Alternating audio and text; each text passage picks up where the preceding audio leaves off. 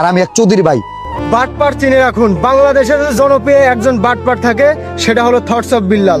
তারা লাখ লাখ টাকা মানুষের আত্মসাৎ করছে এবং তারা ঘুরে বেড়াচ্ছে আর এরকম ভাবে দোকানে দোকানে গিয়ে অজানা ফল কিনে খাচ্ছে।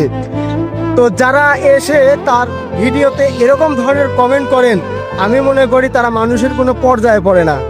সব মানুষের বিনোদনের দরকার আছে।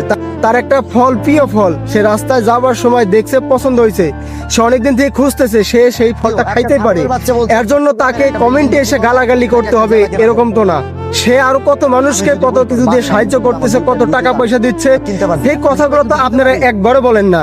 তার একটা ভুল ভ্রান্তি বা একটা শখের জিনিস আপনারা যদি দেখেন, সেটাকে টপিক বানিয়ে আপনারা তাকে বিভিন্ন ধরনের গালাগালি করেন, নানান ধরনের প্রশ্ন তুলেন তার বিরুদ্ধে, যে সে টাকা আত্মসাৎ করে খাইছে, সে টাকা মেরে খাইছে। আসলে কিন্তু এটা ঠিক না। এখনো সময় আছে, ভালো হয়ে যান। যে ভালো কাজ করে তাকে ভালো কাজ করতে সাহায্য করেন, কারো পিছনে কখনো রাইগেন না। আপনারা যারা এ সকল কথাবার্তা বলেন, আমি মনে করি থটস অফ বিল্লালের জুতার সমানও আপনার যোগ্যতা হয় নাই।